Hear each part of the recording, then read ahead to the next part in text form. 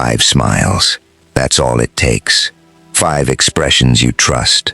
5 faces you let close. And your fortune bleeds out through wounds you never feel opening. You think betrayal announces itself. You think the people who drain you arrive with scowls and threats. They don't. They arrive smiling. They arrive warm.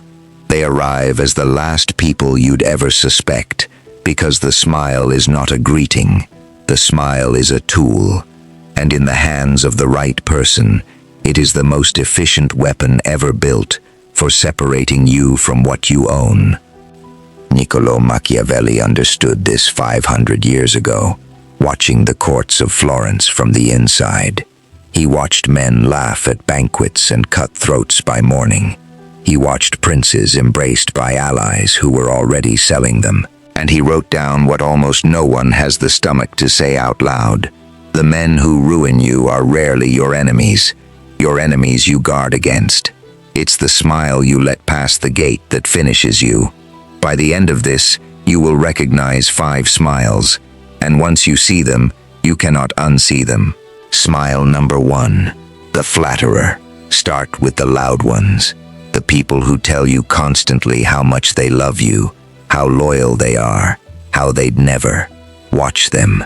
Watch how much noise their loyalty makes. Real loyalty is quiet. It shows up in actions no one witnesses. But the counterfeit kind needs an audience, needs reassurance, needs to keep reminding you it exists. Because it doesn't. It's a performance, and performances need applause. Machiavelli watched courtiers drown princes in flattery, right up until the moment those princes were no longer useful. The flattery wasn't affection, it was positioning. They were staying close enough to strike, and warm enough that you'd never see the knife. The first smile is the one whose warmth toward you rises exactly in proportion to what you can do for them, and vanishes the instant you can't. Here is the law underneath all 5, the one Machiavelli built his cold philosophy on. Men do not act from love, they act from calculation. The lower man believes people are good and is shocked, again and again, when they aren't. The strategic man assumes nothing and reads everyone. He does not ask, is this person kind? He asks, what does this person want, and what am I to them? Because everyone at your table is running a calculation. The only question is whether you're running yours. Smile number 2, the mirror. The second smile is quieter, more dangerous. This is the one who agrees with everything you say. You bring an idea, they love it. You make a decision, they nod. You are never challenged, never corrected, never told a hard truth, and it feels wonderful. It feels like support. It is the slow poison that kills more fortunes than any rival ever could. Because a man surrounded by agreement is a man surrounded by mirrors. He sees only himself, magnified, until he mistakes his own reflection for the world. The elite understand this so well that the sharpest of them pay people specifically to disagree with them. They know the yes man is not a supporter. He is a saboteur who has discovered that the easiest way to control a powerful person is to tell him he's always right. Machiavelli warned princes directly about this.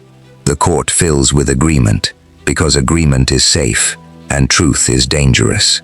And the prince who cannot tell the difference walks off the cliff his advisors were too comfortable to mention. The second smile drains you not by taking, but by ensuring you never see your own mistakes until they've cost you everything. Smile number 3, the cartographer. Now it gets colder. The third smile belongs to the one who studies you, not your enemy, your friend. The one who asks the right questions, remembers your answers, learns where you're weak, where you're proud, where you're afraid. You think you're being known, you're being mapped. Machiavelli's entire method was information. He didn't win by force. He won by knowing what men feared, what they wanted, what they'd trade their honor for. And the most dangerous person at your table is the one gathering that same map of you while offering nothing true about themselves in return. Watch for the asymmetry. Watch for the person who knows everything about your ambitions, your money, your family, your fears, and about whom you know almost nothing solid at all. That imbalance is not friendship. It is reconnaissance. Smile number 4. The creditor. The fourth smile is the rescuer. The one who shows up in your worst moment and offers help you didn't ask for. It feels like grace. It is a transaction with the invoice hidden, because the help creates a debt, and the debt creates leverage, and leverage is the only currency that matters to a certain kind of person. Machiavelli understood that generosity is often the most calculated move on the board. The one who binds you with gratitude owns a part of you that force never could. You will defend them. You will trust them. You will hand them the gate keys yourself. Because how could you suspect the person who saved you? Ask the cold question. Did they help you rise or help you depend? The first is a friend. The second is a creditor who accepts your loyalty as interest forever. Smile number 5, the blind spot. And the fifth smile is the one you'll resist hearing about most. Because the fifth smile is often your own reflection, or the person closest enough to it that you've stopped watching them entirely. The one you've decided is beyond suspicion. The one you've exempted from every calculation, because questioning them feels like betrayal. Machiavelli's harshest lesson was this: the wall you never guard is the wall they come through. Total trust is not a virtue.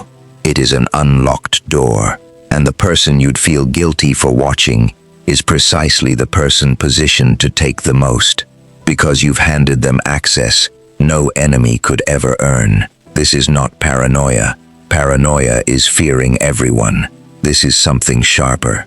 This is watching everyone, clearly, calmly, without illusion, including the ones you love, especially them. Here is what separates the men who keep their fortunes from the men who lose them. It is not intelligence. It is not luck. It is the refusal to let warmth switch off their judgment. The naive believe trust is given. The strategic know trust is earned, tested, and, this is the part no one says, never total. You can love people. You can keep people close. But the moment you stop reading someone because reading them feels unkind, you have handed them the knife and turned your back. Cut these 5 smiles off. Not the people necessarily, the blind spots, the exemptions, the places you've decided not to look. Number 1, the flatterer. Number 2, the mirror. Number 3, the cartographer. Number 4, the creditor. Number 5, the blind spot. Machiavelli died poor, tortured, exiled by the very men he'd served. And still he wrote the truth others were too comfortable to face. It is far safer to be feared than loved, if you cannot be both, because love is held by a chain of obligation, which men break the moment it serves them, but fear holds by a dread that never lets go. Look at your table tonight. Count the smiles. Then ask yourself the only question that keeps a fortune intact. Not who loves you, who's calculating.